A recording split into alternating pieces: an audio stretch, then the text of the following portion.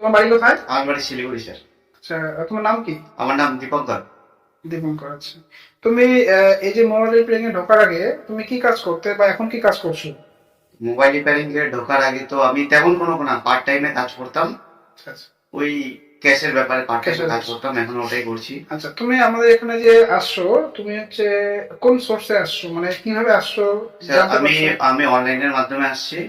আমি গুগলে সার্চ করেছি, তারপর আমি আপনার নাম্বার পেয়েছি, কল করেছি, এখানে এসেছি স্যার। আচ্ছা, আমাদের এখানে তুমি হচ্ছে আগে বুক করছিলে, বুক করতে হ্যাঁ পারছো? স্যার, আমি বুক করেছিলাম।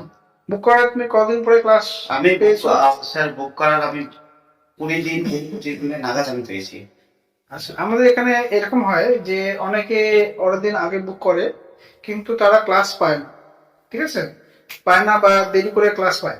এটার কারণ কি বলতো? এটা হচ্ছে কারণ হচ্ছে আমাদের যে প্রথম ব্যাচ, যে ব্যাচ চলছে সেই ব্যাচ শেষ না করে আমরা নতুন করে ব্যাচ চালু করি না, বুঝলেন? এই যে এক্ষেত্রে অনেকে কি হয়, কে আসে, আসার পর দেখা করে যায় কিন্তু ক্লাস পাচ্ছে না। ওরা ভাবে যে আমরা মনে করো ওদেরকে নিচ্ছি না বা নিতে যাচ্ছি না, এরকম করে সব চিন্তা ভাবনা করে, তাই না? কিন্তু সেটা না।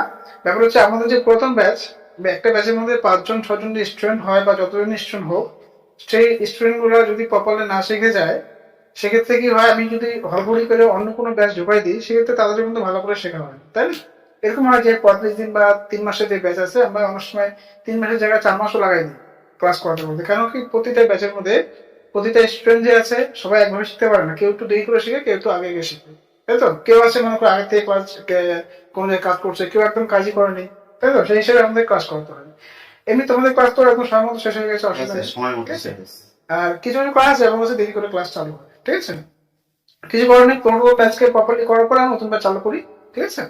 তো তোমার এখানে ক্লাস করে মোটামুটি কেমন এক্সপিরিয়েন্স হয়েছে? আগের থেকে ভালো হয়েছে না একদম কম, একদম এক্সপিরিয়েন্স কম হয়েছে? স্যার আগে আমার বলতে গেলে একদম ফোনের ব্যাপারে জিরো নলেজ ছিল।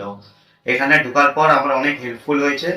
আর এখন বলতে গেলে এখান থেকে বের হয়েও আমি নিজের একটা ছোট দোকান খুলতে পারি, কারণ এখানে শেখানোর সঙ্গে সঙ্গে প্র্যাকটিসও করানো হয়।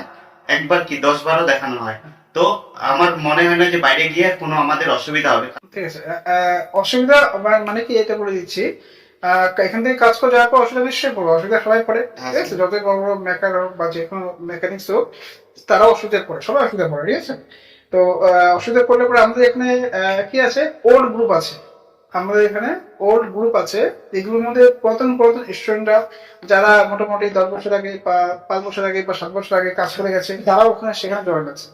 এবার কি হচ্ছে, আমরা তোমাদেরকে সেই গ্রুপে জয়েন করাই দিব। এবার জয়েন করে দিব, তোমরা যখন গ্রুপের মধ্যে কোনো রকম কোশ্চেন করবা বা কোনো জায়গায় ফেসে যাবা, যারা দূরে আছো তারা তো সব প্রকার আমরা এখানে আসতে পারবো না দিন। তোমরা তো ওখান থেকে ফেসবুকে ম্যাসেজ করবা বা আমাদের গ্রুপে ম্যাসেজ করবা। সেখানে আমাদের যে ওল্ড স্টুডেন্ট আছে তারাই তোমাদের ওদের যে এক্সপিরিয়েন্স আছে সেই এক্সপিরিয়েন্সে তোমাদের কাছে অ্যান্সার দিয়ে দিবে, সেই অ্যান্সারে কাজ করে নেবে। এছাড়া কি আছে, আমরা তোমরা আমাকে ডাইরেক্টলি কল করতে পারো বা তোমরা আমাকে ম্যাসেজ করতে পারো যে স্যার কি হয়েছে, কোনটা বুঝতে পারছি না, যেহেতু নতুন আছো তোমাদের আমরা নিশ্চয়ই হেল্প করে দেবো।